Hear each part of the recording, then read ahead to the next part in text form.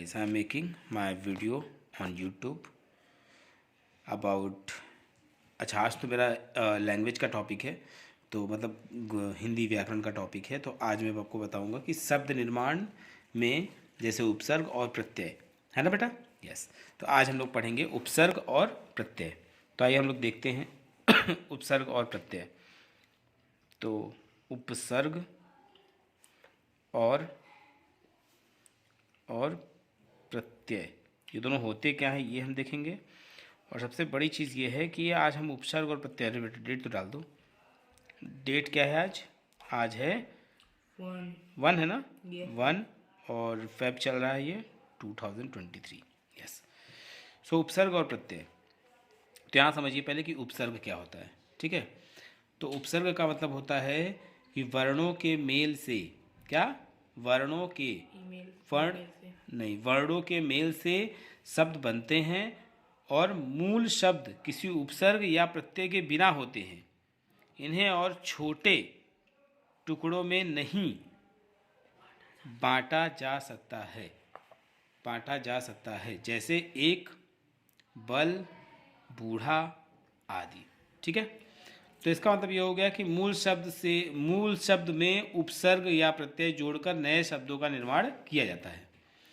ठीक है, तो उपसर्ग का मतलब क्या होता है, ध्यान दीजिए कि मूल शब्द तथा मूल शब्द के प्रारंभ और अंत में शब्दांश जोड़कर बनाए गए शब्द मूल शब्द के पहले, ध्यान दीजिएगा, मूल शब्द के पहले लगने वाले जो शब्दांश होंगे उनको हम उपसर्ग कहते हैं। नहीं समझ आया? तो उपसर्ग का मतलब क्या हुआ बच्चा? उपसर्ग का मतलब ये हुआ कि मूल शब्द मतलब जिसको बांटा नहीं जा सकता। तो मूल शब्द, ध्यान दीजिएगा, मूल शब्द के पहले, ठीक है, मूल शब्द के पहले या पूर्व, ठीक है, लगने वाले शब्दांश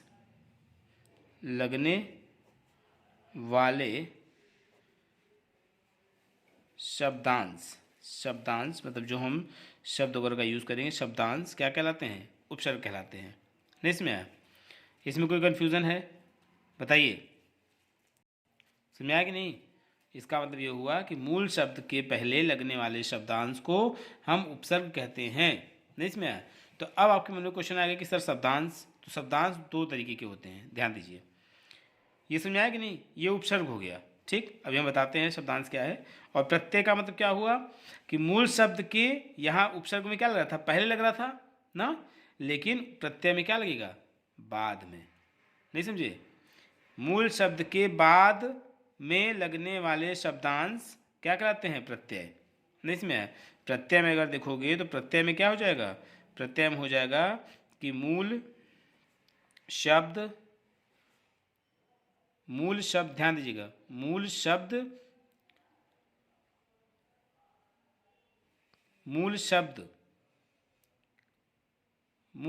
में बाद में लगने वाले शब्द मतलब शब्दांश क्या कहलाते हैं? प्रत्यय कहलाते हैं। ठीक है, बाद में लगने वाले, आप सीधा ऐसे लिख सकते हैं कि बाद में लगने वाले, बाद मतलब मूल शब्द के बाद, ठीक है, बाद में लगने वाले शब्दांश नहीं समझ आया? तो क्या कहलाते हैं? प्रत्यय। कोई कन्फ्यूज़न? तो इसका मतलब हम ये बोल सकते हैं कि शब्दांश जो है, ध्यान दीजिए यहाँ पे, कि जो शब्दांश है बेसिकली दो पार्ट में डिवाइड है। एक है उपसर्ग और एक है प्रत्यय। नहीं इसमें है? एक है क्या? उपसर्ग, और दूसरा क्या है? प्रत्यय। कोई कन्फ्यूज़न? तो यहाँ जैसे मान लीजिए कि हम एक उपसर्ग का एग्जाम्पल लेते हैं। अगर हम उपसर्ग का एग्जाम्पल लेते हैं तो देखते हैं क्या होता है कि जैसे मान लीजिए फल है। ठीक है, फल है ना। अब फल क्या है? ये मूल शब्द है। क्या है? मूल शब्द है। बात समझ में? अगर फल के उपसर्ग का मतलब क्या हुआ? आगे जोड़ना है। अगर फल के आगे जोड़ना है, अगर हम जोड़ दिए नी, अगर हम नी जोड़ दिए तो नी और फल, नी प्लस फल, तो क्या बन जाएगा यहाँ पे? नी फल। क्या बन जाएगा? सॉरी, यहाँ पे फल है, यहाँ पे वी हमने ऐड किया। क्या किया ऐड? वी। तो वी प्लस फल बिकम विफल। नहीं समझ आया? यस, तो ये हो गया ध्यान दीजिए यहाँ पे कि फल में मैंने व पर छोटी की मात्रा वी फल ऐड कर दिया तो क्या बन गया विफल। क्या बन गया विफल। बस में या फिर मैंने मान लीजिए स जोड़ दिया तो स प्लस फल। अगर मैंने फल में स ऐड कर दिया तो मैं स ऐड कहाँ कर रहा हूँ आगे की तरफ ना, आगे की तरफ जोड़ रहा हूँ। तो आगे की तरफ जुड़ने वाले शब्द उपसर्ग कहलाते हैं। तो यहाँ पे हमने जब ऐड किया स प्लस फल बराबर क्या हो गया सफल। तो क्या हो गया सफल। नहीं इसमें आया कोई कन्फ्यूजन है यहाँ पे ठीक। और जैसे मान लीजिए और भी बहुत सारे एग्जाम्पल हैं जिसे आपने स की जगह सू यूज़ कर दिया सू प्लस फल। तो सू प्लस फल जब जोड़ेंगे तो क्या मिल जाएगा सुफल। क्या मिलेगा सुफल। तो ये जो आगे जुड़ रहा है ये क्या है हमारा उपसर्ग है। क्योंकि अभी को मैंने बताया कि उपसर्ग का मतलब क्या होता है कि मूल शब्द के पहले लगने वाले शब्दांश को हम क्या कहते हैं उपसर्ग कहते हैं। तो यहाँ पे देखिए फल में जो आगे लग रहा है वी फल, तो जो वी है वो क्या है उपसर्ग है। सफल में जो स लग रहा है आगे उसको हम क्या बोलेंगे उपसर्ग बोलेंगे। सुफल में जो सू लग रहा है वो क्या है उपसर्ग है ठीक। ऐसे ही हम प्रत्यय में चलेंगे अगर तो देखेंगे प्रत्यय में क्या होगा समझ रहे हो। अब हम प्रत्यय की बात कर रहे हैं और कुछ में डाउट है इसमें ठीक। अच्छा एक चीज़ और सुन लो उपसर्ग में ही कि ऐसे शब्दांश जो शब्दों से पूर्व जुड़कर उनके अर्थ में विशेषता ला देते हैं तो ऐसे को हम कहते हैं उपसर्ग। ठीक है जैसे पहले था फल फिर बाद में जब मैंने वी ऐड कर दिया तो क्या हो गया विफल। समझ रहे हो। स में फल अगर ऐड कर दिया तो फल का मतलब तो कुछ और होता था फ्रूट, लेकिन यहाँ पे सफल सफल मतलब यहाँ पे क्या हो गया सक्सेस। नहीं समझ आया। तो ऐसी चीज़ों में अगर मतलब इनकी विशेषता भी क्या हो गई बदल गई। पहले था फल लेकिन जैसे मैंने सु ऐड किया तो सुफल हो गया। तो इसका मतलब क्या हुआ कि इनकी विशेषताएं भी बदल जा रही हैं। बात समझ में आया। तो इनको हम क्या बोलते हैं उपसर्ग। ऐसे बहुत सारी चीज़ें हैं जैसे अधिक है, अधिक में आपने अति ऐड कर दिया तो क्या बन गया अत्यधिक। ठीक है क्या बन गया अत्यधिक। जैसे आप उपसर्ग के एग्जाम्पल भी देख सकते हैं। उपसर्ग के एग्जाम्पल जैसे देखना है तो जैसे मान लीजिए आपने उपसर्ग के एग्जाम्पल देख लिया कि अति, अति ये क्या है पता है अति प्लस अधिक, अति प्लस अधिक। तो अति प्लस अधिक में क्या हो जाएगा अत्यधिक। क्या हो जाएगा ये अत्यधिक अत्यधिक। अब एक बात तुम ध्यान दो यहाँ पे कि अधिक अति और अधिक। तो जो अति है इसको हम क्या बोलते हैं उपसर्ग। क्या बोलेंगे इसको उपसर्ग बस में। और ये जो अधिक है वो क्या है अर्थ है। क्या है अर्थ। और ये जो है आपका क्या बन गया एक नया शब्द। नहीं इसमें क्या गया यस। तो इसको हम क्या बोलेंगे उपसर्ग। बात में इसमें ऐसे हम बहुत सारी चीज़ें हैं। ठीक है कुछ समझ आया कि नहीं आया कुछ समझ आया कि नहीं। अगर हम अति, अति मतलब क्या होता है अधिक होता है ना। अति में अगर हम अधिक ऐड कर दें तो क्या हो जाएगा अत्यधिक। समझ आया इसमें नहीं इसमें यस। ये समझ आया कि नहीं आया यस। जैसे और एक एग्जांपल आप देख सकते हो। जैसे मान लो मैंने बोल दिया ना, ना का मतलब क्या हो गया ना का मतलब हो गया नहीं। इसका ना का अर्थ क्या होता है नहीं। तो अगर मान लो मुझे पसंद, पसंद अगर मान लीजिए मुझे पसंद लिख दिया है हाँ, तो पसंद के अगर आगे तुमने क्या कर दिया ना जोड़ दिया तो क्या हो गया ना पसंद। क्या हो गया ना पसंद। नहीं समझा। या फिर तुम यहाँ पे मन ऐड कर दो मन प्लस पसंद तो ये क्या हो गया मन पसंद। तो क्या हो गया मन पसंद। नहीं समझा। तो इसका मतलब ये हो गया कि ये जो हम ना ऐड कर रहे हैं मन ऐड कर रहे हैं ये सब उपसर्ग है। और इनमें किस में ऐड कर रहे हैं पसंद में तो नापसंद हो गया मन पसंद हो गया। समझ रहे हो। तो ये आपका क्या हो गया उपसर्ग। ठीक बात में आया यस। अब हम चलते हैं प्रत्यय पे। प्लीज़ ध्यान दीजिएगा यहाँ पे कि प्रत्यय का मतलब क्या होता है। ओके तो हम चल रहे हैं कहाँ पे प्रत्यय पे। अब ध्यान दीजिए प्रत्यय हमने एक प्रत्यय टॉपिक एक पहले लिया था। तो प्रत्यय का मतलब पहले समझ लीजिए कि मैंने बताया था कि प्रत्यय का मतलब हुआ जब पीछे से कोई मूल शब्द में क्या हो, कोई शब्दांश ऐड हो तो उसको हम बोलते हैं जुड़े, तो उसको हम प्रत्यय कहते हैं। तो प्रत्यय का अर्थ ध्यान दीजिए ये दो प्रकार में क्या हो जाएगा, विभाजित हो जाएगा। पहला प्रकार होगा इसका कृत, क्या होगा इसका कृत, और दूसरा होगा क्या तद्धित, क्या होगा तद्धित। अब इन दोनों का मतलब क्या होता है ये देखिए, ये ध से धनुष है, तद्धित, बात में समझ। तो अब कृत जो प्रत्यय है, कृत प्रत्यय में क्या होता है कि क्रिया के मूल रूप, ध्यान देना, क्रिया के मूल रूप अर्थात धातु के साथ लगकर जो प्रत्यय संज्ञा और विशेषण बनते हैं। नहीं समझ में आया? मतलब क्रिया के मूल रूप अर्थात धातु के साथ, जो भी धातु आपके पास दिए रहेंगे इसमें, उस धातु के साथ लगकर वो क्या बनाते हैं, वो प्रत्यय क्या बनाते हैं, संज्ञा बनाते या फिर विशेषण बनाते हैं, वे कृत प्रत्यय कहलाते हैं। नहीं समझे?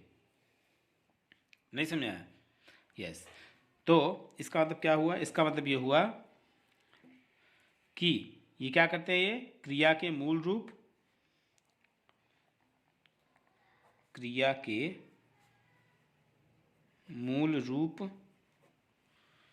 मूल रूप या फिर आप कह सकते हो अर्थात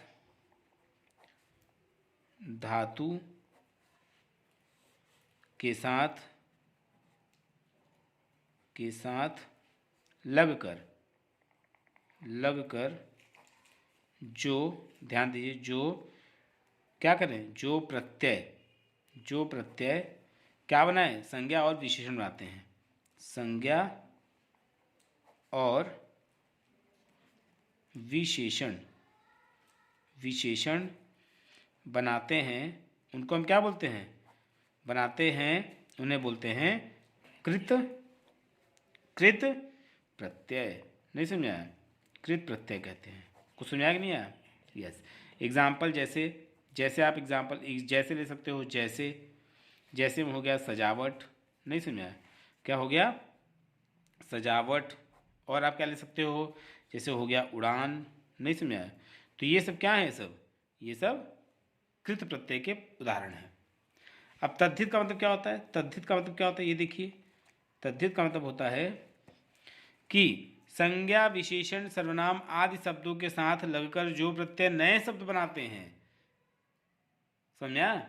संज्ञा हो चाहे विशेषण हो चाहे सर्वनाम हो, ये मैं अपनी अगली वीडियो में आपको बताऊंगा कि संज्ञा विशेषण सर्वनाम इन सब के साथ लगकर कोई नया शब्द बनाए तो उन्हें हम बोलते हैं तद्धित प्रत्यय कहलाते हैं। ठीक है, जैसे ध्यान दीजिए यहाँ पे देखिए, संज्ञा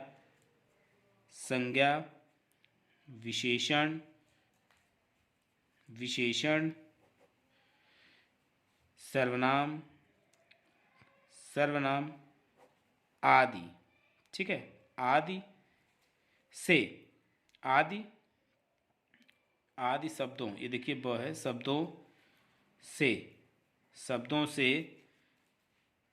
शब्दों तुम लिख सकते हो कि यहाँ पे, क्योंकि से नहीं बैठ पाएगा, शब्दों के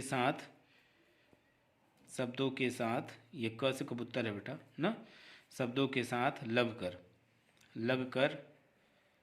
जो प्रत्यय नए शब्द बनाते हैं, क्या बनाते हैं, नए शब्द बनाते हैं, शब्द बनाते हैं, वे क्या होते हैं, तद्धित। क्या होते हैं वो, तद्धित प्रत्यय कहलाते हैं। नहीं समझ में आया? जैसे एग्जाम्पल में तुम देख सकते हो, मतलब उदाहरण देख सकते हो, जैसे तुम ये देख सकते हो कि भारतीय, क्या हो गया, भारतीय। ठीक, या फिर हो गया दयावान, क्या हो गया, दयावान। तो ये सब एग्जाम्पल हैं किसके एग्जाम्पल हैं, हाँ, तद्धित प्रत्यय का। कुछ समझ में आया कि नहीं आया? गुड। जैसे आप और भी एग्जाम्पल देख सकते हो तद्धित प्रत्यय के, जैसे मान लो मैंने लगा दिया इक, क्या लगा दिया, इक। नहीं समझ आया? इक में मैंने, इक जानते हो कहाँ ऐड होगा, क्योंकि प्रत्यय है तो प्रत्यय का मतलब हुआ कि इक कहाँ जुड़ेगा, इक जुड़ेगा पीछे की तरफ। जैसे मान लीजिए मैंने इक और यहाँ पे मैंने लिख दिया क्या, धर्म। क्या लिख दिया, धर्म प्लस इक। तो धर्म में जब इक तुम जोड़ोगे तो क्या मिलेगा, धार्मिक। नहीं समझा? धार्मिक। कुछ समझ में आ रहा है कि नहीं आ रहा है? तो ये क्या हुआ, ये हुआ तद्धित प्रत्यय। नहीं इसमें आया, क्योंकि इसमें मैंने क्या जोड़ना स्टार्ट किया है, धर्म, दिन, समाज। तो इसमें तुम कुछ भी जोड़ सकते हो। जैसे मान लो मैंने लिख दिया दिन, दिन लिख दो तुम। दिन में अगर तुम इक जोड़ोगे, अगर तुम इक जोड़ोगे तो क्या होगा, तो हो जाएगा दैनिक। क्या हो जाएगा, दैनिक। नहीं समझ में आया? यस। तो ऐसे ऐसे तुम इसको बढ़ा सकते हो, कर सकते हो आगे। ठीक है, ये हो गया तुम्हारा क्या, तद्धित प्रत्यय।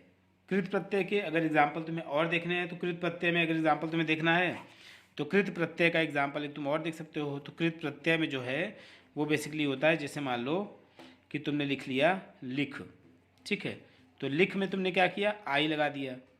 आई, ये आई क्या है, प्रत्यय है, क्योंकि हम पीछे से ऐड करते हैं ना प्रत्यय में। तो लिख और आई, तो इसमें क्या हो गया, लिखाई। क्या हो गया, लिखाई, लिखाई। नहीं इसमें आया? जैसे मान लो तुमने लग लिख दिया, लग, लग में तुमने क्या ऐड कर दिया, आन, तो ये क्या हो गया, लगान। लगान मूवी देखे हो कि नहीं देखे हो? यस, लगान, यस। ठीक, यस। कुछ समझ आया नहीं आया? ये कृत प्रत्यय के एग्जाम्पल है, ऐसे बहुत सारे एग्जाम्पल है, तुम देख सकते हो, कोई डाउट होगा तो पूछ सकते हो। ठीक, जय Hind and please subscribe and share. जय हिंद।